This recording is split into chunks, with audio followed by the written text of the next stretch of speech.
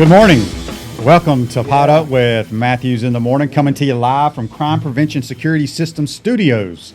Large enough to serve you, small enough to care. Yeah. That's JC. I'm Shane Matthews, JC and the QB on a Friday edition of the program. You know, yesterday was just such a great day to come back and get this thing cranking again, QB. Mm-hmm. And, we're on a short week, obviously, with the holiday on Wednesday. Short weeks. Well, we're here for Monday through Friday, 8 to 9 o'clock, but we're on a short week, obviously, coming back from the holiday. And, it's kind of I've got mixed feelings about where we are right now, my man. Because, we're in Kapalua. See the screen? I don't have mixed feelings about wrong screen. That. Which screen am I looking at? We're in the O-Dome right we're now. in the O-Dome. Yeah, my bad. We're in the O-Dome. Well, why don't you just send us to Kapalua there, Taylor, before we get to the O-Dome? There we go. We're back in Hawaii. I said that because I heard a guy in a gas station call it Hawaii Play of the Day. Yeah, we didn't have much to choose from a Play of the Day. Play of the Day, P-O-D, Pod Up. So Play of the Day up. Yeah, that'll be later in the program. Okay. But while we're in Kapalua, we'll talk briefly since it is the first golf tournament of the season, which we both love golf, and I'm sure a lot of our listeners do as well. It's a Century Tournament of Champions out in Kapalua. You only play in this event if you won a tournament. Right. Now, obviously, it's a tournament. I thought it was like a PGA sanctioned win, and maybe he did. But it is Joaquin Niemann, 21-year-old from Chile. Joaquin probably won something down there, I would guess. But I thought it was just I thought it was, well, anything is PGA sanctioned, right? So I would guess that maybe it was one of those tournaments that they were playing when there was a major going on. You know, maybe the one like out in Reno or the one in Hattiesburg, Mississippi or Jackson or wherever it is that they play when there's the British Open or when there's the PGA. Because they are tournaments stateside when they go overseas. Yeah, well, anyway, I don't know what he won, but he shot 7 under par. You did not do your research then to find out what Joaquin won. I was like, this dude, he's a 21-year-old kid. He's only 152 pounds, JC. I don't know how he hits the ball 300 yards. I mean, how is that possible? A kid 152 pounds. I mean, really, hits a ball 300 yards. The two guys behind him right now are probably about 150 pounds, and they mash it. Yeah. That'd be Ricky Fowler and Justin Thomas. Well, that's true. Justin Thomas is a killer of the golf ball, as is Ricky Fowler. So you're right about that. And look at the scenery we have behind us there, the ocean. I guess that would be the Pacific Ocean. And there's probably a volcano back there. And that looks like the par 5 18th hole or one of those that goes down the hill, I would think, although I don't see the grandstand there. But it's a beautiful Well, they don't put the grandstand up. No, not during unless it's during the tournament. So, but this is just a gorgeous place. You've been to Hawaii, right? Yeah, but I haven't played that place. Well, it's fantastic. I have a friend did. My friend Jay, he played it, and he shot, I think he broke 100, he said. You know Jay. Okay. So that was a good time, and what I was getting at though was that here we are at the end, beginning of the year, but it's the end of the college football bowl season, right? And I'm just thinking to myself, man, that went fast, and it always does.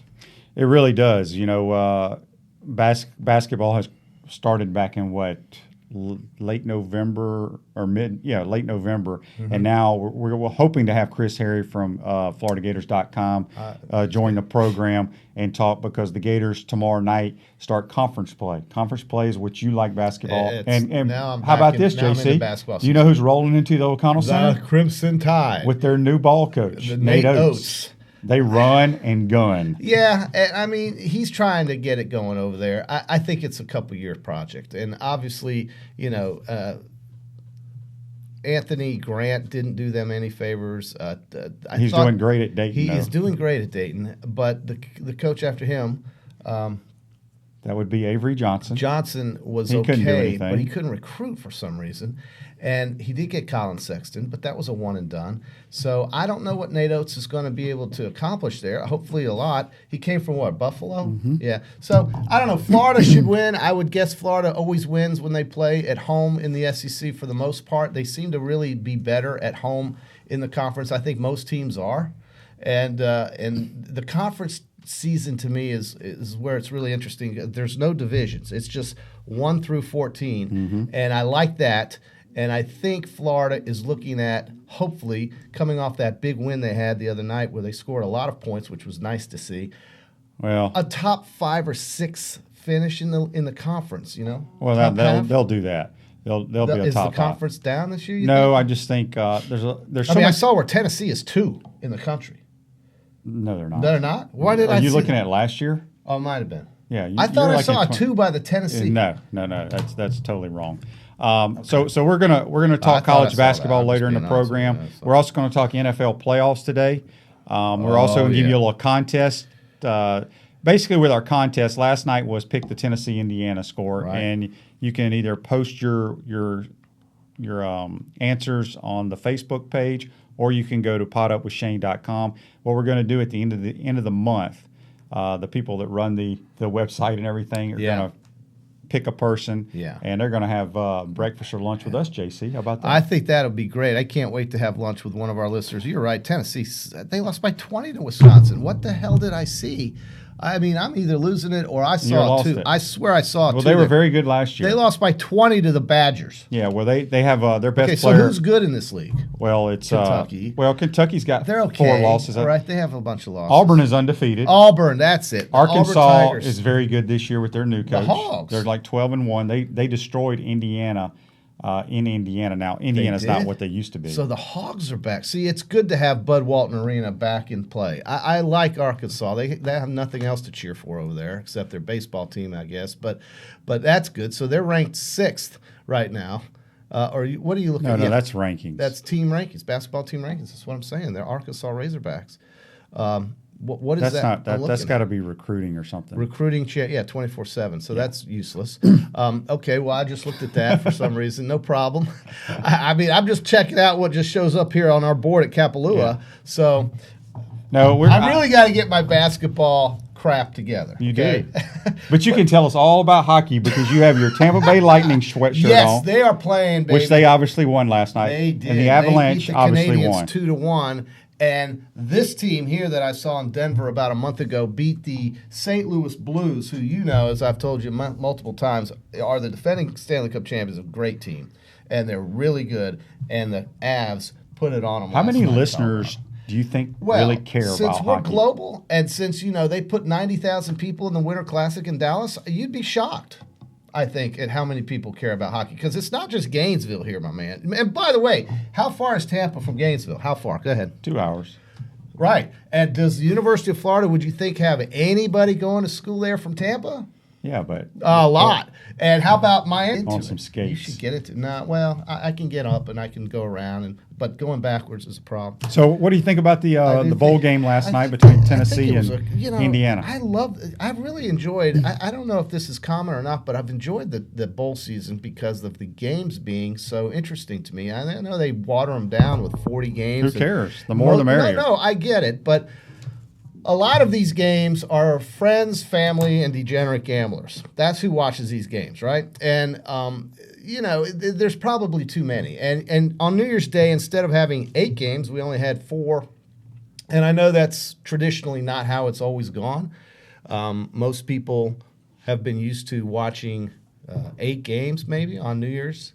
You'd have sugar, orange, and rose all played. I think there was one time when they had the orange and the sugar on at the same time. Maybe I'm wrong about that, but I know they had at least 8 games on New Year's Day, and some of those games obviously had to be played at the same time. Now, this year the Citrus and the Outback Bowl were played at the same time. Auburn played in Tampa, and Alabama played in Orlando, and of course Auburn lost. But I think that it was a good season. And getting to your question about the game last night, a very entertaining game. Very entertaining game.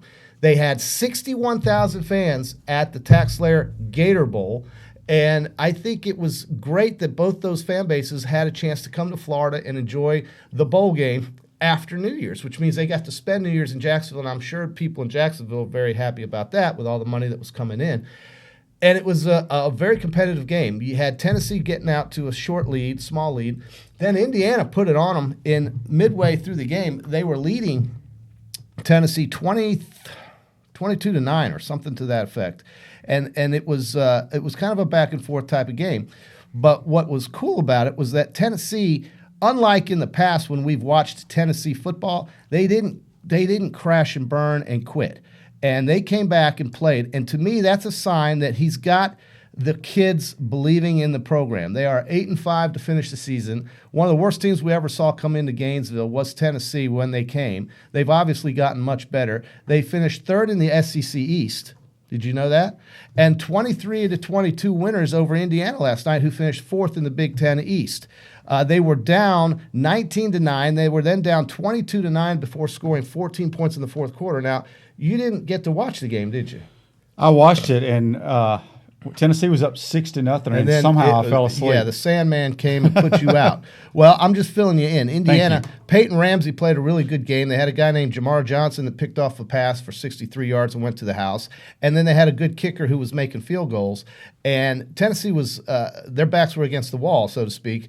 And then in the fourth quarter, they scored 2 touchdowns and held on to win the game. Garantano was not that great. He didn't throw any touchdown passes, and he did throw 2 interceptions, but he had 221 yards, and he played mostly the entire game. So as a team, Tennessee came in and won it from Indiana. They didn't give it away. They just had to come back and win it. Indiana has a lot to be proud of because they played well, and it was another SEC Big Ten game where now we can say the conference at the top of the bowl standings finishes 7-2 in the bowls. So the 2 losers were Auburn and Mississippi State, and then everyone else, the other 7 teams, of course, won. And that's good because now we don't have to sit around here for the next 6 months while we're waiting for college football to start up again and listen to how the SEC sucks. Who says they suck? A lot of people in the Big Ten, they say they're please. overrated. The people in the Big 12 think they're overrated. Of course, nobody in the Big 12 won any bowl games this year except Texas.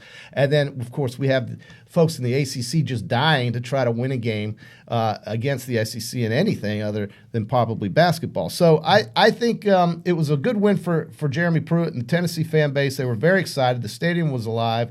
Indiana played great. It was a good game and is one of the more entertaining bowl games. We've had a really good season of bowl games. We had the Minnesota-Auburn game go down to the last quarter. We had the Oregon-Wisconsin game. It was a 1-point finish.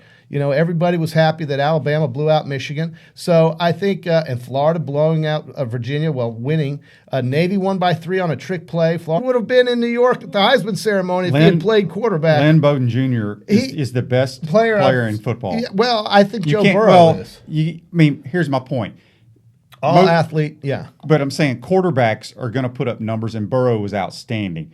But if just the best overall athletic football player in the country is Lynn Bowden Jr. I don't know how they can't stop him. I mean, it's no secret what the kid's going to do, and yet he runs away from everybody. So they go ahead and win. A couple other good games, that Western Michigan, Western Kentucky game. Did you watch that? No, I missed that one. God, that was a great finish. You may have been the only person watching it. I don't know. Oh, wait. That's the game where they threw a Hail Mary. It was tied up. They threw a Hail Mary, incomplete, going into overtime. But one team had too many men on the field. Yes. And then, of course, the best game I thought was Clemson and Ohio State. I mean, and then, of course, what we saw LSU do to Oklahoma, that was tremendous. Joe Burrow. I mean, you saw them all. I'm just running through it. And I thought it was a very entertaining bowl season.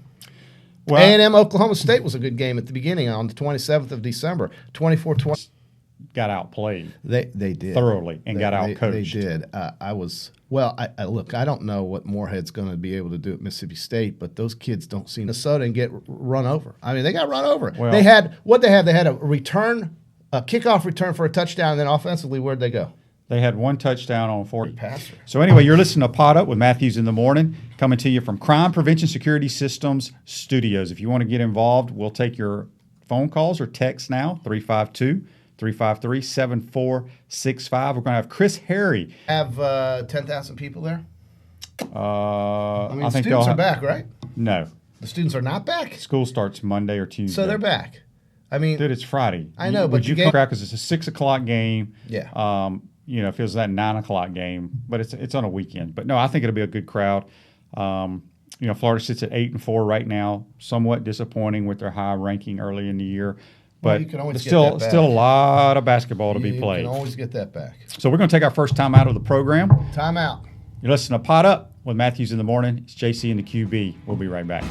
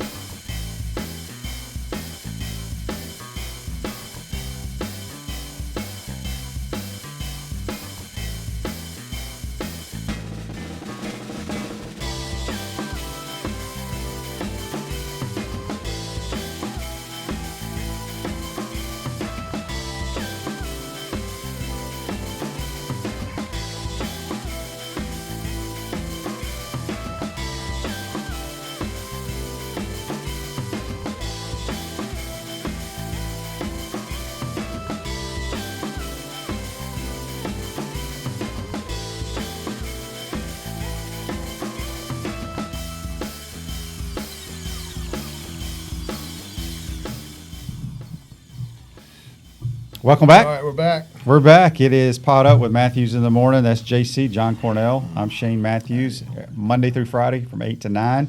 We're coming to you from the Crime Prevention Security Systems Studios. Large enough to serve you, small enough to care. Text line 353-7465. We're going to get to our play of the day yesterday in sports. I wouldn't consider it a play. It's more like the team of the day. Oh, yeah. And like because that. there wasn't a play that I could pick out, it's going to go to the Colorado Buffaloes, JC. Basketball team. At home, upset the number Yeah. 4 team in America, the Oregon Ducks, which I didn't even know they were number 4 in America. But they beat them 74-65, I'm sorry, last night. So the 4th-ranked team in America goes down. Yeah, that's big. And Colorado's a team with a 12-1 record, so they're not chopped liver either. I'm sure this will get them in the rankings for sure. And this is the thing about conference play. To me, a lot of times these rankings are so irrelevant because the home team just seems to have such an advantage when you have conference play in these months upcoming, January and February. And I don't know. I think Florida exhibits that very well. But here we are in conference play now in the Pac-12, and we already had a big upset. Yep, and we're going to talk more college basketball around 8:40. We're going to have Chris Harry from FloridaGators.com, who is the inside source to Gator Hoops. He really is, and I'm looking forward to hearing what his thoughts are on the start, but more importantly on where they go from here. I'd almost rather look forward than backwards because right now the whole season is in front of them, and the goal, of course, is to finish high in the conference and get to the NCAA tournament as a better than 9 seed, I would hope, because an 8 and 9 ends up playing a number 1 in the tournament in the second round if they should get there. So the goal that I would say is not just to make the tournament, but be higher than an 8 or 9 seed. Yep. So we're gonna this segment we're gonna talk NFL playoffs. It all kicks off Baby. tomorrow. Yeah. It's one of my favorite times of the I year. love it. So JC, You played for the Buffalo Bills. I did. I didn't play in the playoffs with the Buffalo Bills. They weren't good enough. This is the first time they made the playoffs in a long decades. since like Jim Kelly. I don't even know if they've had a home game in the playoffs in 2 decades. But here they are, 5 seed, but a very dangerous 5 seed with a very ferocious defense. Yeah, they're playing at Houston, where Houston's is a weird team. I can't figure them out. Yeah. There's some weeks where They can beat Deshaun anybody. Watson, they're electrifying on offense, scoring tons of points, and then there's sometimes they just lay an egg. I think defensively is their issue. Now, J.J. Watt's going to be back in this game. He will play. I don't know how effective he will be, but that should help them, right? And you would see that their defense is the kind of defense that should be okay against a Buffalo offense that I see is somewhat challenged. I'm not a big fan of Brian Dable, as you would know, being the former Alabama offensive coordinator. He is very vanilla to me. I don't know why he's an offensive coordinator. I guess he's paid his dues and people like him, and he plays it close to the vest. Although Josh Allen is the kind of guy that could just turn a play upside down and make something happen if it breaks down. But I'm not big on the Buffalo offense. Now, they did make the playoffs in 2017. We have to remember they were in the playoffs. But remember, they played the Dolphins, I think it was, down in Miami and qualified for the playoffs by virtue of somebody else losing. I remember that. And I think it was Cincinnati beating somebody when the Bengals had nothing to play for, and the Buffalo Bills were in the Miami locker room watching the game. Yeah, I remember that. And as a locker room guy, you've been in a locker room, it's very exciting to watch a locker room celebrate. So that was something that stuck out to me, and that's why I remember they were in the playoffs in 2017, but then they lost in the first round. Now they're back this year as the 5 seed, and they're dangerous. They're only a 2.5-point underdog.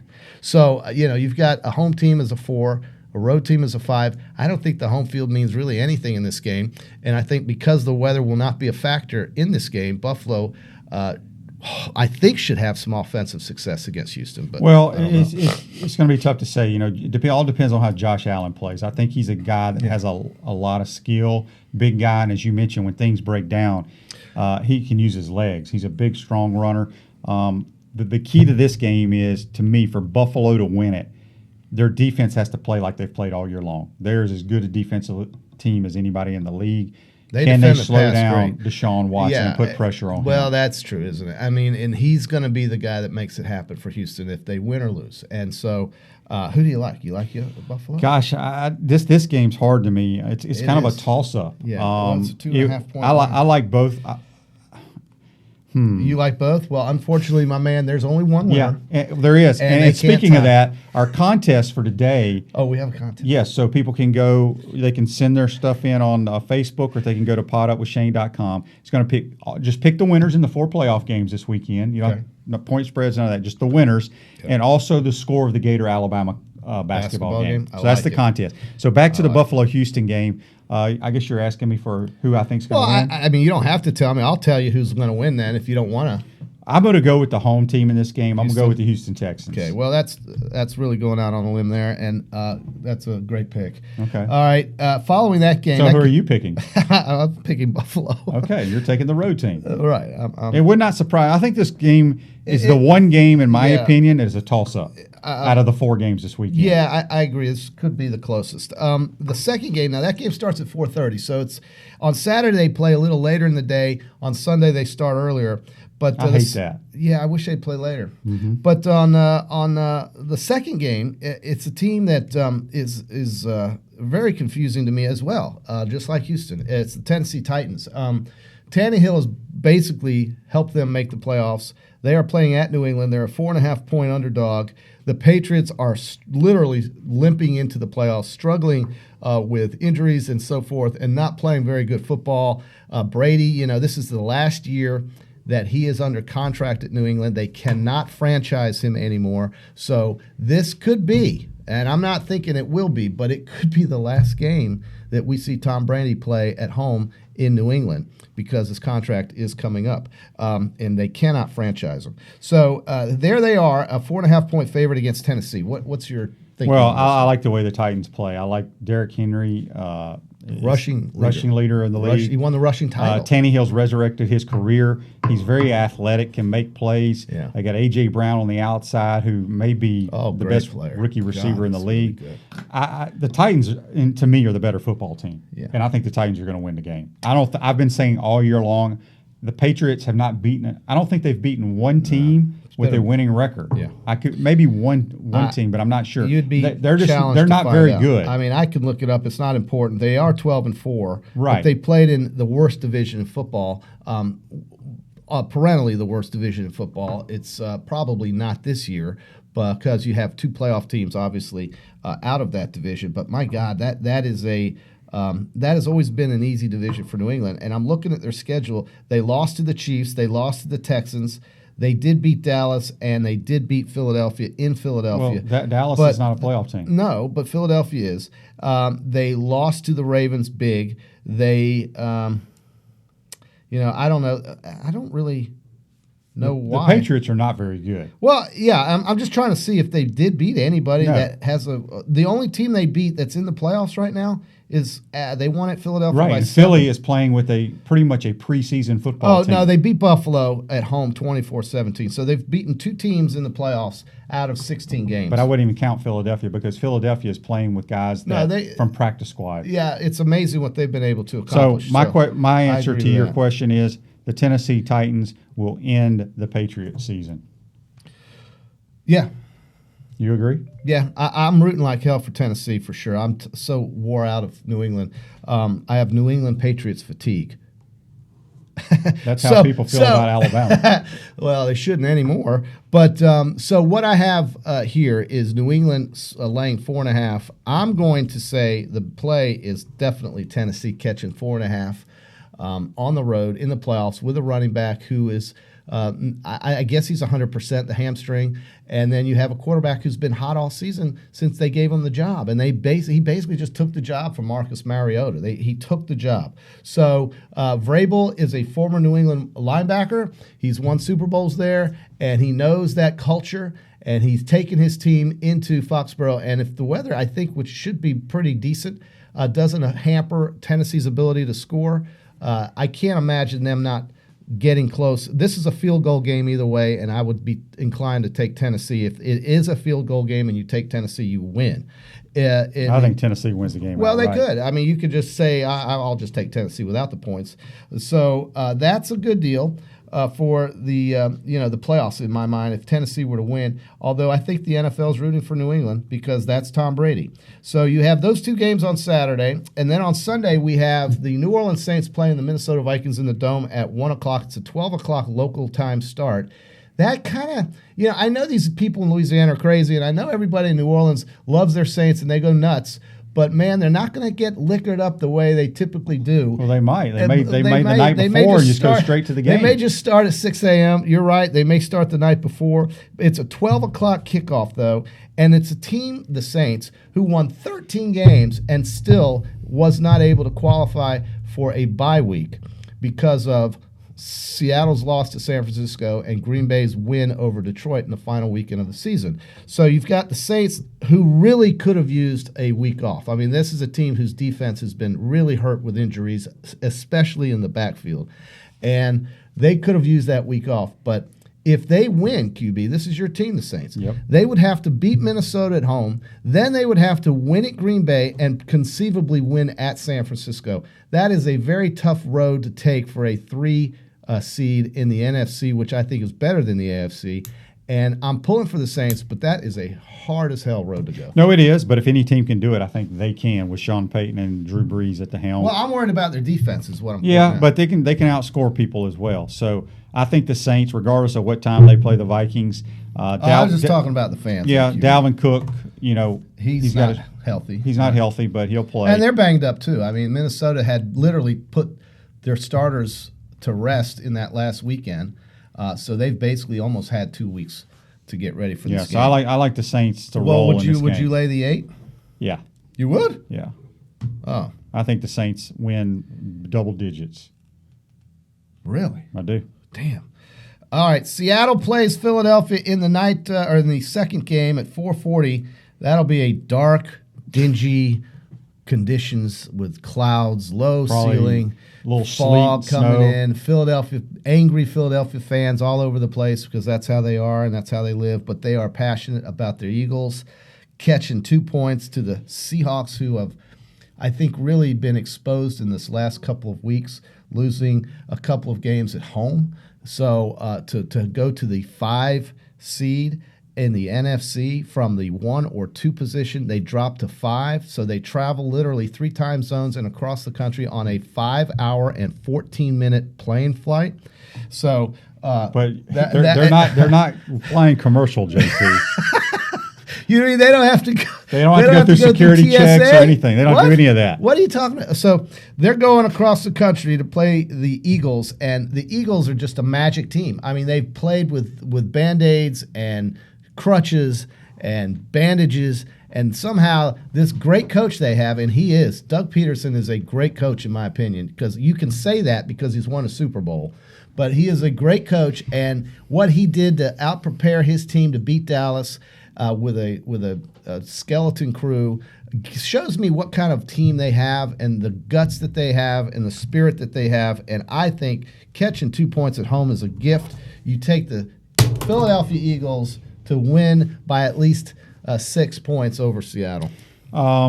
I think Philly wins. I don't think Seattle's a very good football team. Well, they've been fortunate all year. They crashed and burned in the last 2 weeks of the season. Well, they always somehow found ways to win games. They did. And their whole offense is based around Russell Wilson running around, scrambling, and making plays. They lost 3 out of 4 games to end the season. The Rams blew them out. The Cardinals blew them out. And then the 49ers beat them. Yeah, so, but the Philadelphia Eagles, Doug Peterson, has done the best coaching job in the league. I'm telling you, he's a great coach. Did I not say he was a great coach? No, I agree he's a great coach. But what he's done this year to get that team with all the injuries, I mean, you can't name half the players on their football roster now that will be playing in this playoff game. I like the Eagles at home. We have a text message from Larry. Thank you, Larry. QB, who is going to win the Super Bowl?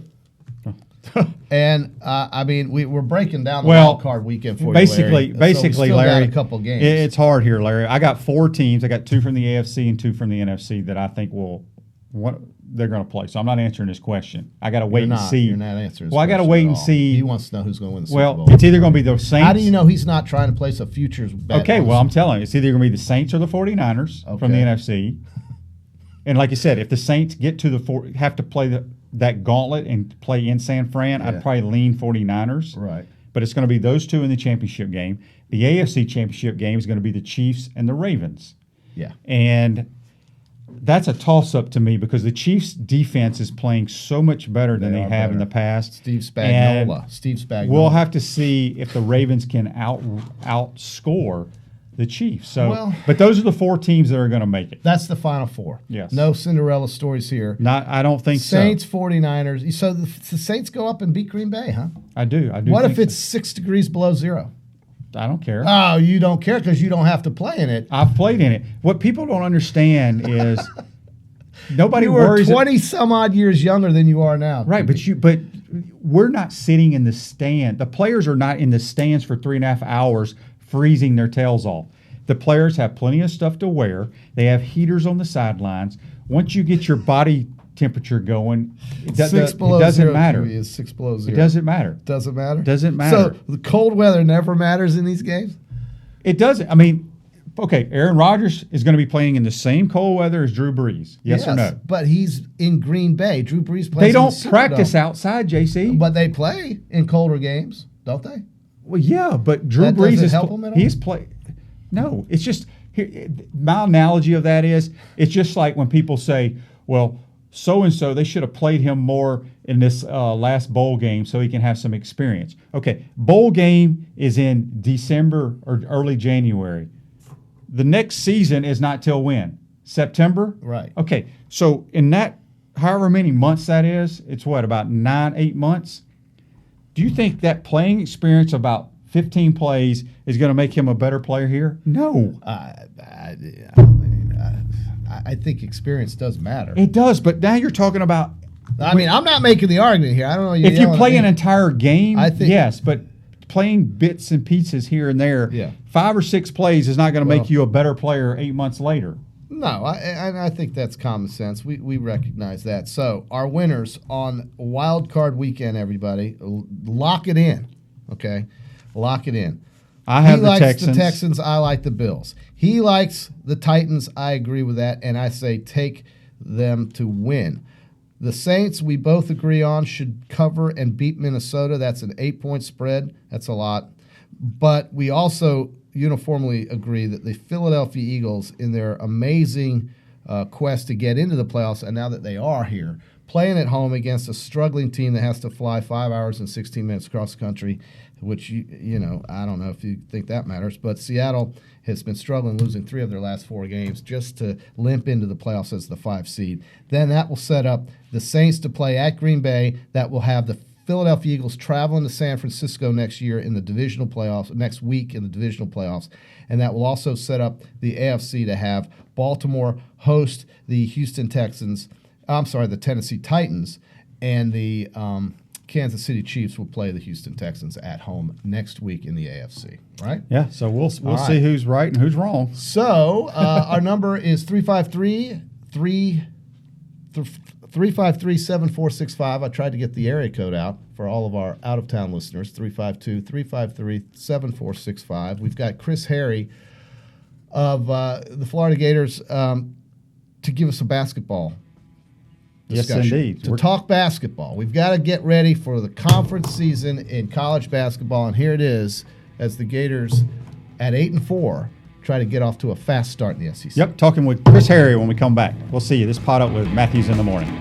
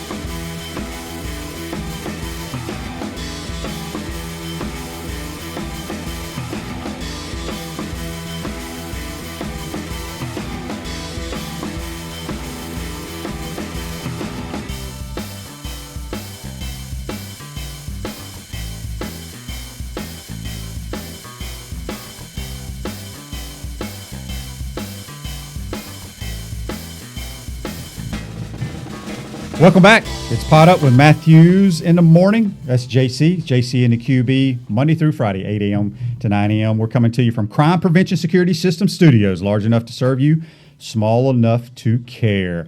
Now we're going to be joined by our good buddy Chris Harry from FloridaGators.com, senior writer who travels. He sits in team meetings. He goes to every practice. He washes uniforms. So he does it all. He's connected. He washes a uniform. He does. Chris Harry, how you doing, my man? Happy New Year. I guess I mopped the floor too. Also, yeah. Happy New Year, to you Empty guys. the dog bowls and the dishes. Hey, right? Chris, before we get to basketball, I believe you were down in the Orange Bowl.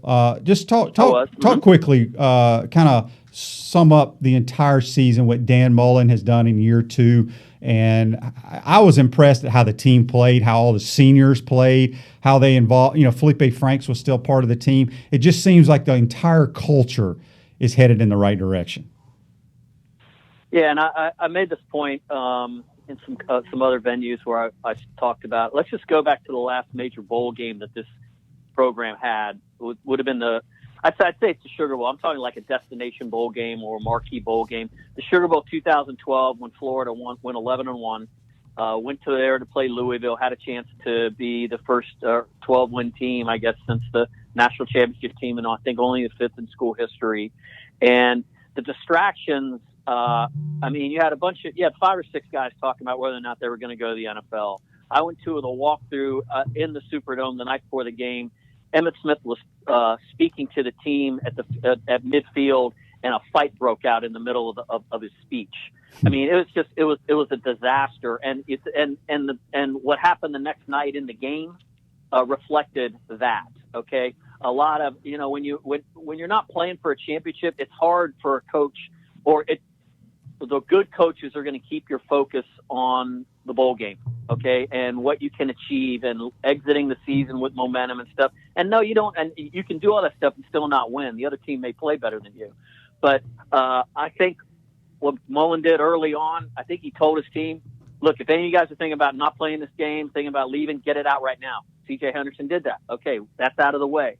And then it became about Virginia, and it became about, I hate to keep using these things, but it seems to work. Gator standard, relentless effort. Okay. Mm-hmm. Mullen talks about that. Those are buzz phrases in the locker room, in the weight room, on the sideline. And the team lived up to it. Did they play great? No, I don't think they played particularly great. I think Virginia deserves some credit. I think, and I was on your show a couple weeks ago, Shane. Bryce Perkins is a pretty damn good player. Yes. He doesn't have a whole lot around him. They have no running game to speak of, and yet he kept them in that game.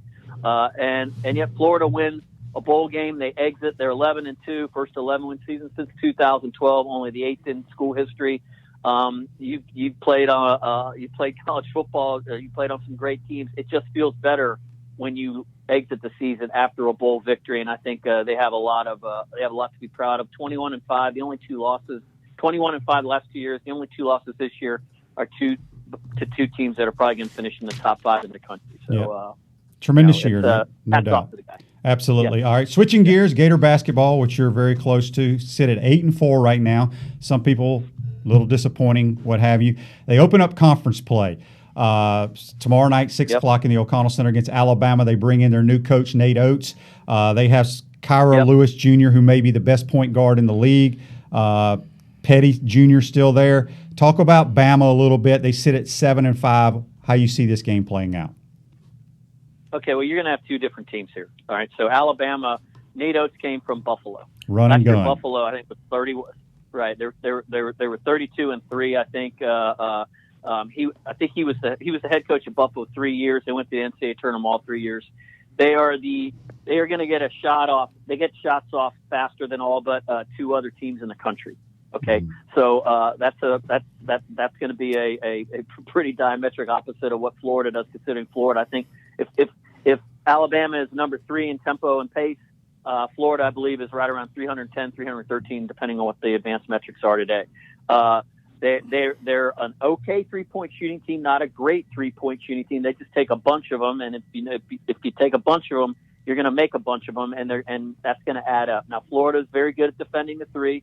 There's been some games where they haven't been, such as the Utah State game a couple weeks ago. But go back to your initial point.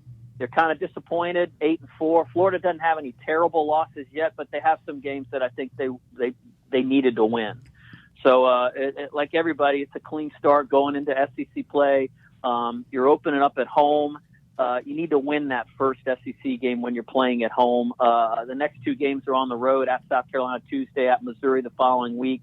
The league is I'm doing an overview of the league. It's been like a crapshoot. You really can't say any team is particularly great right now. Obviously, you have Kentucky, which just beat Louisville early in the season, lost to Evansville. We know they're going to be good at the end of the year. Auburn's undefeated, but they've only played one road game this season, a true road game, and they needed a buzzer beater to beat South Alabama in that game. Arkansas only has one loss. LSU's lost to East Tennessee. There's teams. South Carolina went into UVA and won, and their next game lost at home to Stetson, which is one of the worst teams in the country. So it's hard to predict. It's hard to predict what's going on with the Southeastern Conference right now. But the season and the teams will all start to take shape as the next few weeks kind of play out, obviously. Alabama, Chris, has scored 187 points in their last three games: Belmont, Richmond, and Samford. What will we see from Florida that would be able to keep this game from getting in that way? Or do you think we will see a game that gets to those numbers, those high numbers? Well, usually, like I think Alabama is averaging about 87 points a game. They're not going to get that. Right. It's just historically with Mike White teams. I think last year Michigan State came in averaging 90 points and finished 25 below. That's just the trait of how he plays, with the pace of play and their ability to play really good defense. That's been a calling card here. It hasn't been great this season at times. I think Florida could really use Scotty Lewis back. He suffered a concussion on the 27th, I believe, missed the Long Beach State game, but he was cleared for practice. He did some non-contact stuff yesterday. He'll be back at it today. He'll be able to play.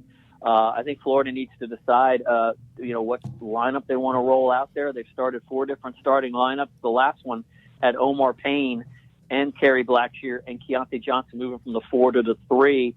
That's their biggest, most athletic lineup if you want to combine those two traits. And looked pretty good. I mean, Omar had 11 points, 9 rebounds. Both of those were career highs. I think he made 5 of 6 shots. He just doesn't know what he's doing sometimes in offensive half-court sets. But this is going to be a speed game versus a kind of like a deliberate kind of tempo game. Florida just needs to make sure they don't let one of those guys, whether it's Petty, whether it's Lewis. There's a kid from California by the name of McFarland who averaged 34 points a game.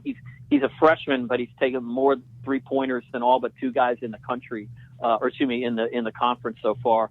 You just can't let them start feeling themselves from the 3-point line and getting up and down the floor and turning the game into their pace. Yeah, I misspoke. It was 287 points in the last 3 games. We were talking earlier about conference play. Good Lord, yeah, that's a lot. 287 points in the last 3 games.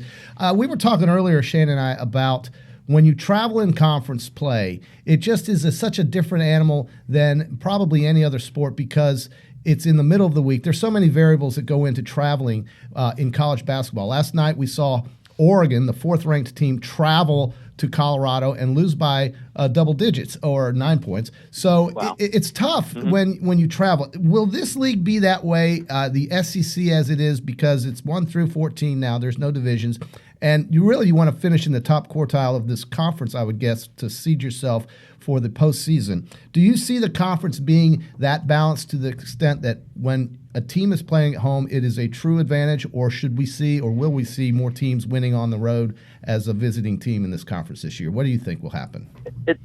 It's funny that you mentioned that Oregon game, for example, John. And Oregon went to Michigan a couple weeks ago and beat Michigan. Yeah. I don't think Michigan had lost a game at that.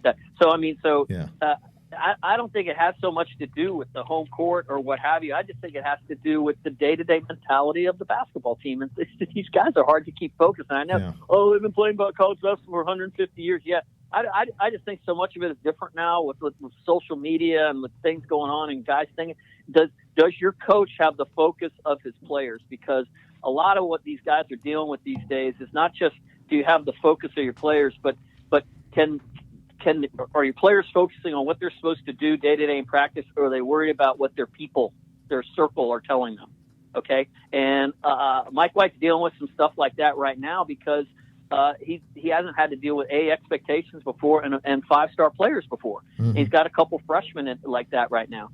This team was picked as a top 10 team to start the season. It wasn't. It probably shouldn't have been the way if the product we're seeing right now is playing out. So I don't think it has so much to do with at home, because I saw Florida go to LSU last year and win. I saw a terrible Georgia team come to the O-Dome and win last year. So I don't think it has to do with locking in and planning, get the game plan and executing it and keeping your focus. And when it comes to playing on the road, staring down some really adversarial moments that you invariably are going to come, and certainly in the second half down the stretch, and making plays to win the game. You mentioned focus, and that's certainly an issue because, look at FAMU winning at Iowa State and some of these other games, Stephen F. Austin winning. Really, a 1-9 team going to Iowa State? So, I think incredible. You hit it right on the nail in my mind, with what he just described as how we're looking at basketball this year. We're speaking with Chris Harry, FloridaGators.com. And go ahead, Chris. My final thoughts for you. I just want to get your thoughts. I'm sorry to interrupt you, but what does Florida need to do from a team standpoint to get the season going here in conference play? It's 100% simple. I went up to Andrew Nemhard in the locker room after the game the other day, and he had 13 assists in the game. The ball was moving better, and it has been moving better. They changed the offense like 4 games into the season to do some stuff that's a little more structured. But it doesn't matter if you have like the Space Jam offense if you can't make basketball shots. If the ball's not going in the basket, it's not going to matter. I think they shot 31% down in Sunrise.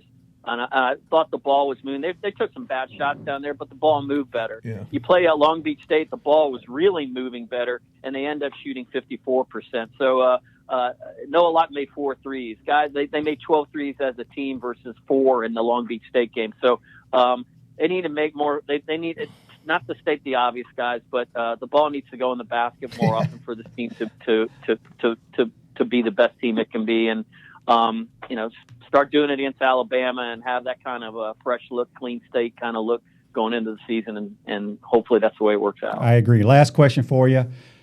Are you excited about Ron Rivera coaching your Redskins? Oh, baby. Another hire in Washington. I was just reading about a press conference today. I kind of like the Jack Del Rio hire defensive. He's a good defensive coordinator. I don't know about head coach or whatever, but you asked me. You know better than I. You were there. They could resurrect Vince Lombardi, and I don't think they're going to win the war. Very true.